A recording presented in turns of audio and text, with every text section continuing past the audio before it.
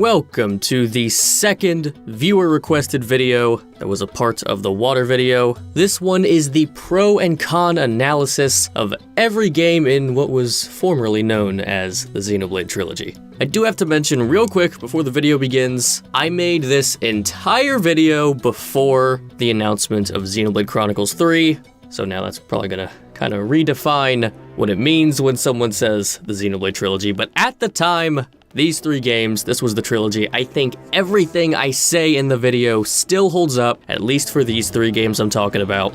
But if you came to this video because you are someone who is interested in playing Xenoblade 3 and you want to know where in the series to jump into, at the end of each segment after I give my big pros and cons, I give a recommendation for if you've never played a Xenoblade game before, which game do I think you should start with? Should you start with the game I just talked about? So real quick, if you are interested in playing Xenoblade Chronicles 3, my recommendation for you is to play Xenoblade Chronicles Definitive Edition and Xenoblade Chronicles 2. Both are available on Switch if you have the time to do so. You can skip Xenoblade Chronicles X for now. But also, if you don't have the time to play two massive RPGs, do not worry about it. You could probably still pick up Xenoblade Chronicles 3 as your first game in the series and be just fine. At least I'd like to think I could trust this team to deliver a game that's fun for everybody, not just fun for the established fan base. I certainly hope that's the case. But that aside, time for the main video. My biggest pros and cons to be found in the first three Xenoblade games. Off we go.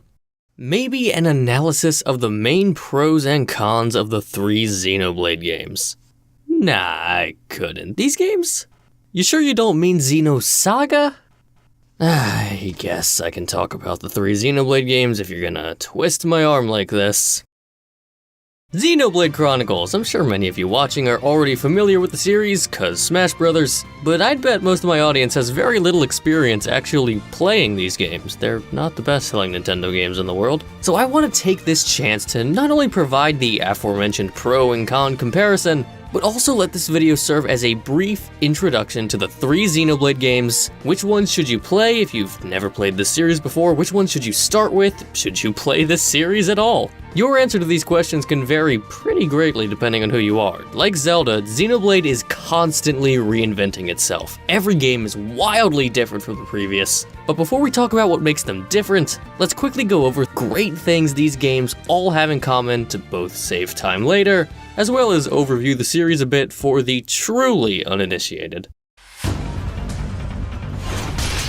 Xenoblade Chronicles is a series of JRPGs developed by Monolith Soft, produced by Nintendo, that uses a style of real-time combat that's most commonly associated with the MMORPG genre, like World of Warcraft, The Old Republic, Final Fantasy XIV, where you control a character in active combat using a battle palette to select moves while positioning your character on the battlefield, auto-attacking when in range, and coordinating techniques with your teammates. This style of combat is, of course, great. It's a classic setup at this point, though it's not usually seen in purely single-player games. Compared to other action game combat systems, it promotes teamwork, as coordinating with your teammates is what gives you access to the most powerful techniques in the game. You can try to just charge in and have everyone spam their strongest attacks, and you might even win, but you also might be there for 20 minutes longer than you need to be. Which is one of the most important early points I need to make about Xenoblade if you haven't played a game with this style of combat before. I took for granted when I first played this series the fact that I grew up on a lot of MMOs, so I was right at home with this combat system. But if you're coming from a largely Nintendo background, like many would be, and your idea of a JRPG is Pokemon, Fire Emblem, Final Fantasy, Persona, I won't lie, you probably will get your balls kicked in playing Xenoblade if you're new to this style. Or at least, that's what I've observed watching people without experience pick this series up. It is entirely doable though. It's not overly complex or cumbersome, but know that the Xenoblade series is gonna ask more out of a player than most other popular RPGs on the market today. All three Xenoblade games have the coolest worlds and environments in RPG history, maybe video game history. They're something else. The settings are conceptually inventive, their scope is jaw-dropping, and color choices and general composition of foliage and topography is just so above and beyond almost anything else I've seen in the medium. Maybe I just need to play more stuff, but that's it. I'm sure that point will become self-evident as you see all the background footage that I'm surely using in this video. Just didn't want to repeat that spiel 3 times as we go about the games individually. With those commonalities lined up, let's get to the differences. Here are the pros and cons of all 3 Xenoblade games, focusing on the pros because that's generally what I do here, addressing the cons as they become relevant, and ultimately giving my recommendations for what Xenoblade games I think you should play. Are you sure you didn't mean Xenogears? Because I could talk about Xenogears if that's what you want. You sure? I get to talk about Xenoblade. Cool.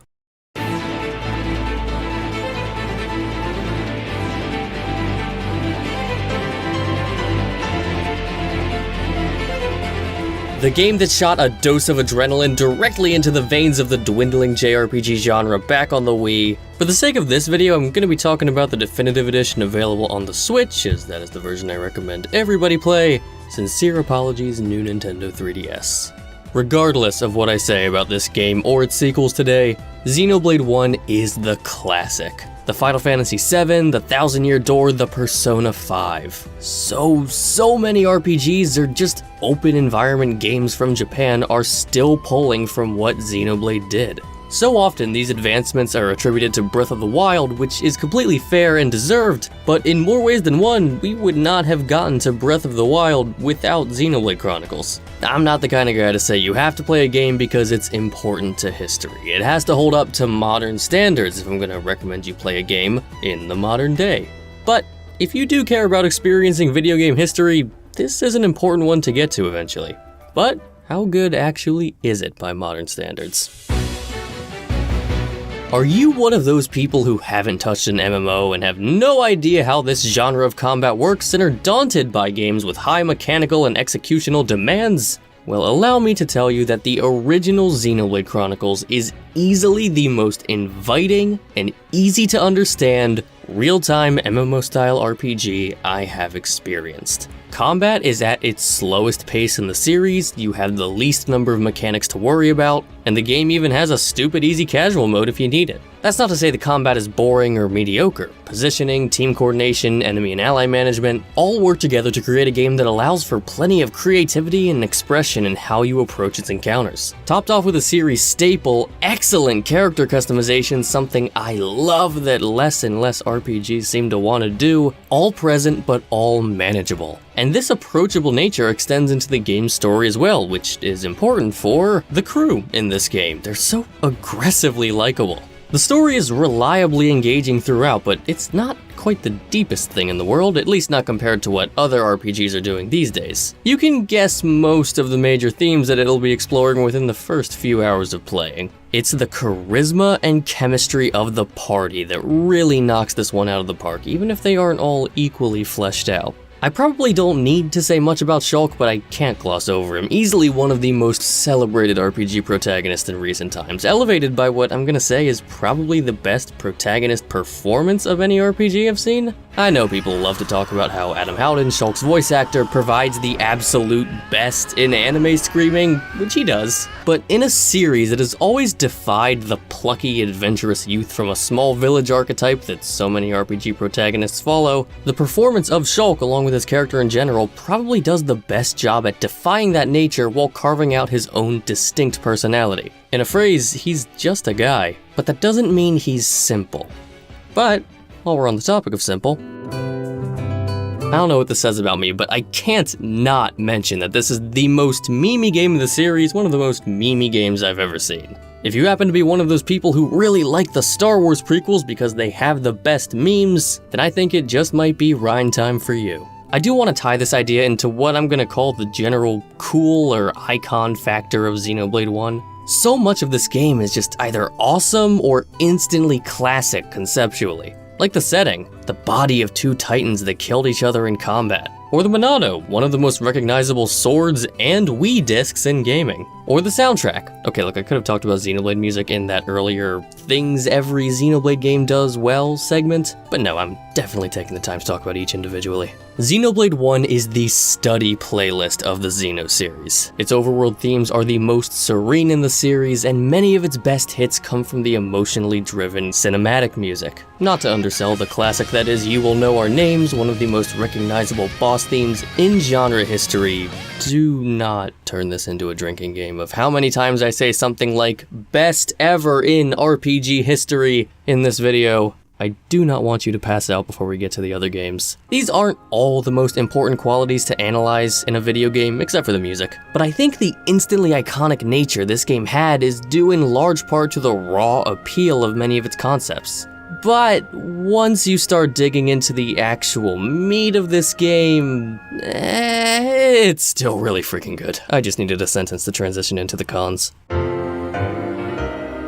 Just as a medium, video games rarely age well. This is especially true for JRPGs. Father Time has been kinder to Xenoblade than most, but it's not without its weathering. The worlds, while awe-inspiring, feel relatively empty by today's standards. Tragically, none of the villains get fleshed out how they deserve. I would actually use the term wasted to describe a couple of the characters in this game. You might have to deal with a touch of grinding, not nearly as much as most games, but I actually turned my DE playthrough to casual mode for the final boss just so I could push through it and get to the new epilogue content without having to grind. The third act, for whatever reason, throws out a lot of what's great about Xeno level design and turns into one of those gross trial of hallways featured in a lot of modern Final Fantasies. And the side quests suck. They sucked back then too, they were just a little more par for the course back then. Now, none of this compromises an enjoyable story with excellent gameplay, but there is one final sucker punch to deliver to Xenoblade 1, and it's actually a very good thing, just not for this game. Things are as they should be. This game's sequels both improve upon the foundation this game built, but unfortunately that does change how you have to look at the original game. If you gathered everybody who has finished all 3 Xenoblade games and asked them to rank them, I think it's pretty safe to say this one would come out in last. Xenoblade 1, without question, has incredible combat, worlds, music, story, characters, replayability, but it is not the best Xenoblade game in any of those categories. Now, I don't want to make it sound like Xenoblade 1 is not worth your time, it's still one of the best RPGs you can get on Switch, but the best is yet to come. Which brings us to my final recommendation for who should play this game. The original Xenoblade Chronicles is the best game for ushering in players who are new to the genre, and the best game to start with if you intend to experience the entire Xenoblade series, or even just the ones on Switch. I mean, naturally, right? A great starting point leading to even greater things we'll experience later. Let us move on to one such experience.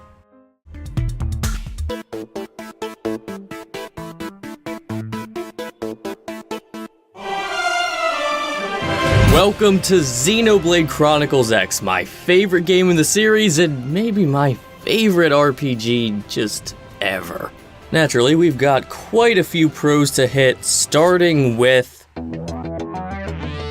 Yeah, I want to start with it this time. Xenoblade 1 as a game is a very Star Wars-esque blend of sci-fi and fantasy. I know I already did my one Star Wars reference for the video, but these two things are way more similar than you might expect. Probably explains why I love both of them. But Xenoblade X takes that fantasy half, wraps it in tinfoil, and tosses it in the microwave, and you can tell just by hearing its soundtrack. The all-star talent from the first game's soundtrack has been completely traded out for one guy, Hiroyuki Sawano, who is actually mostly known for work in anime, so maybe that's a part of why this sounds so different. If I called Xenoblade 1 the study playlist of the Xenoblade series, Xenoblade X is the workout tape.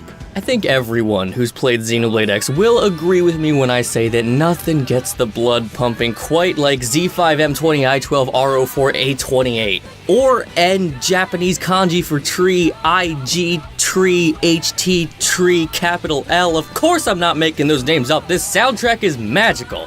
The Xenoblade X soundtrack is an AI algorithm that you program to write pop rock, techno, disco, and nu metal all trying to play at once. The sheer fact that it is very different means it's not going to be for everybody, but what you can't deny is that it gives this game so much more identity and personality than it would have had if it stuck to the conventions of Xenoblade 1's OST. Xenoblade, the series, is the most Western RPG, JRPG series I know of, if that made any sense. And Xenoblade X is by far the most Western RPG game in the Xeno series. 3 things that exemplify this, which also happen to be 3 of the game's biggest strengths, are the world. I know I talked about this at the beginning, how every Xenoblade game has amazing worlds, but Planet Mira is simply best-in-class open-world design and so robust that players had the option to download an additional 11 gigabytes of data from the eShop onto external storage just to make this game perform better.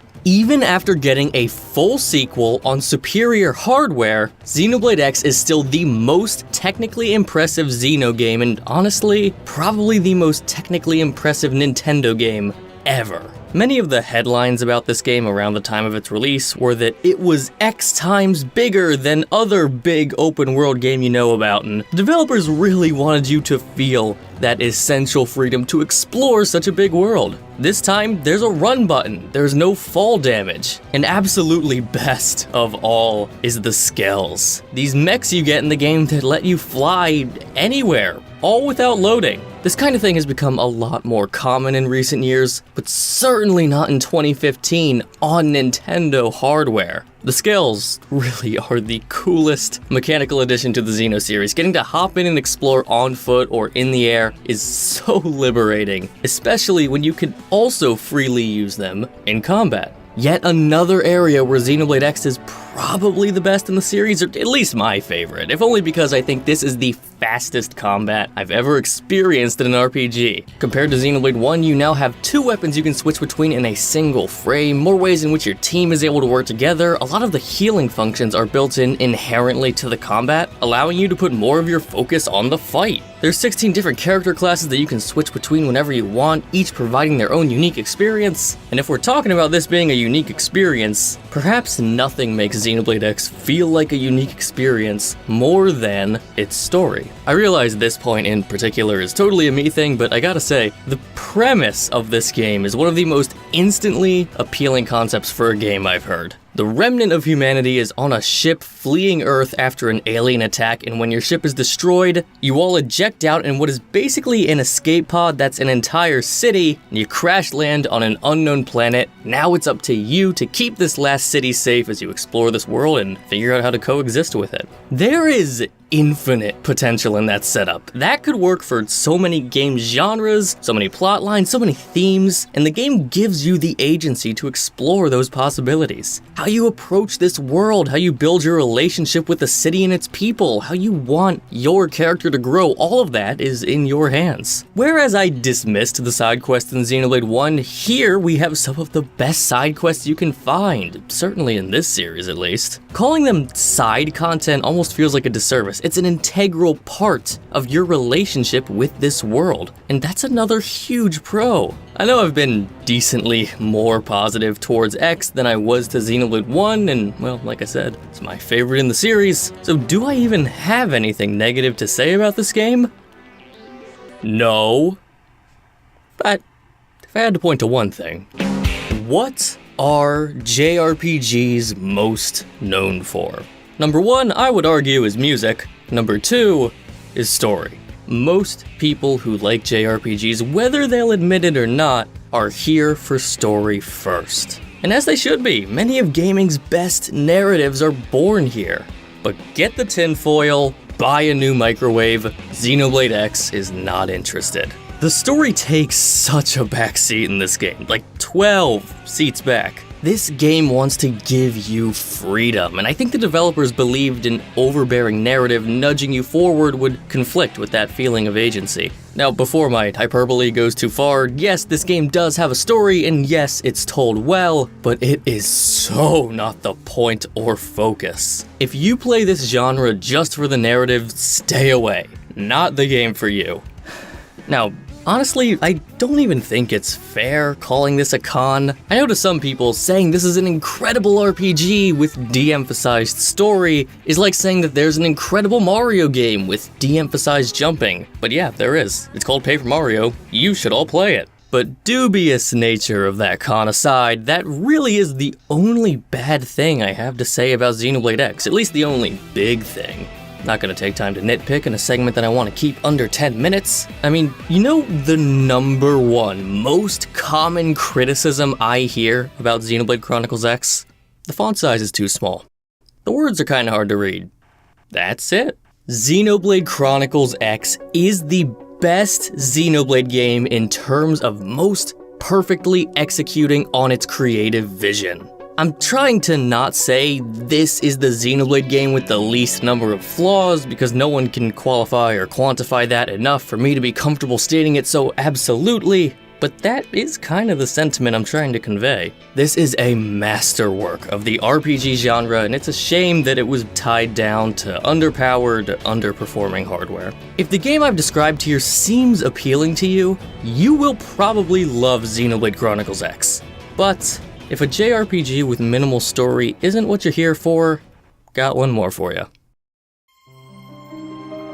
I want to share a story with you real quick. I'd thought about talking about Xenoblade 2 a couple times on this channel, most notably of course when Pyra and Mythra got into Smash. So I got to work writing a video about Xenoblade 2, and I think it was one of the best things I'd ever written, and it was way too long. Like feature length. I knew trimming it down to under an hour would be impossible, so instead, I decided to just make the video about Rex, Pyra, and Mythra. More of a character analysis, as much as I'd hate calling it that. But this also became feature length, so I kept it to just the Smash Girls, Pyra, and Mythra, despite how difficult it is to discuss their character without also talking about Rex. Video was still over an hour, so one last time, I rewrote the video to just talk about Pyra's character, and finally, I had gotten the video down to 50 minutes. Needless to say, that video never got made. So, how am I going to make a segment about this game that's no longer than 10 minutes for our purposes today? I have no idea, God help me. But, while we're talking about characters, ignoring our oddball, Xeno has always put more of an emphasis on richness of character relative to most media. This has been true since the very first game in the series. That sounds like a giant compliment to Xeno, and it technically is, but really I think it has more to do with the fact that Xeno games have very few party members to focus on, and you stay with them for a much longer runtime than many other RPGs. So if these characters weren't more substantive than other RPG characters, that'd kinda just be a waste of time for everybody. But anecdote aside, the crew of Xenoblade 2 is one of the most well-constructed cast of characters I have seen in a video game. Like, if you think about the most beloved, popular, celebrated, cherished cast of characters in RPGs, a lot of them do suffer from some similar, albeit minor, issues. You know, not every character getting equal shine, not every character feels super useful in combat throughout the whole game, character arcs getting very rigidly and formulaically chopped up by chapter. There are no such issues with the characters in Xenoblade 2. All 5 of the main party members bring meaningful, emotional, and thoughtful value that is completely unique to them. And what's even better than that is that, unlike the previous 2 Xenoblade games, the villains this time are equally interesting and fleshed out characters. It's a very expertly crafted cast, though not perfect, let me be clear. Regardless, still one of the game's biggest strengths. Along with, Xenoblade 2 offers what is probably the most character customization in series history, largely thanks to the blade system.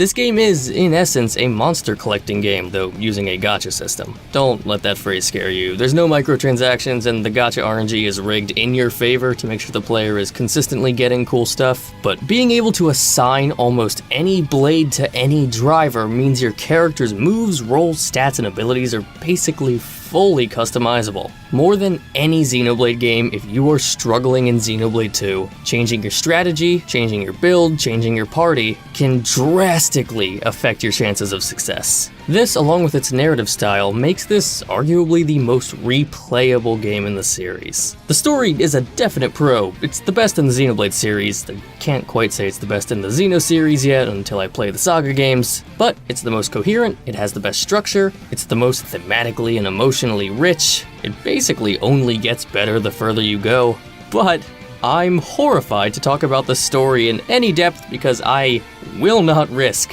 feature length again. So, nihilism, empathy, actualization, imperialism, fatalism, maybe a little ontology or thanatophobia, the Xeno series staple of religion, among other themes. Got it? So admittedly, this is kind of difficult and maybe even pointless to say, since Xenoblade X's music sounds so remarkably different from the other two, and personal taste is a thing, but if I had to crown the best soundtrack of the Xeno series I've heard so far, this is it.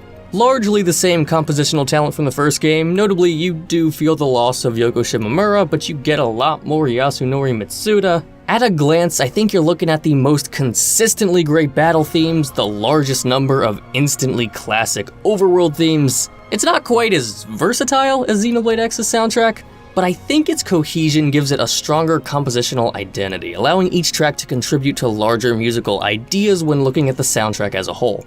As long as we're talking about Xeno music, welcome to the only Xenoblade game where the default battle theme, aka the one you hear by far the most often, is also the fan favorite. Probably how you'd ideally want it to be, right? Not gonna spend a ton of time on this one because we don't have time to go into what is basically an entirely different game, but Xenoblade 2 features what might be the best DLC expansion I've ever seen, Xenoblade Chronicles 2, Torn of the Golden Country. It has a completely new combat system, it tells a whole new story set in a completely different era. I know multiple people who will tell you that their favorite Xenoblade game is specifically Xenoblade 2 Torna, and I can definitely see why. And it's the last pro I wanted to call attention to, so one final time. I think many would argue that this game has the best combat in the series, but it's also the most confusing combat system to play, and it's explained the worst. Fortunately, the game's difficulty level is relatively low overall, especially on the lowest difficulty, but unfortunately, players who are slower to grasp its mechanics can fall victim to battles lasting like twice as long as they're supposed to, if not more, and that's just not fun. This is a weird one to talk about without spoilers. Xenoblade 2 is really a game you need to play to the end to understand what it's trying to say and do, and if you're as dumb as me, you might have to play it twice.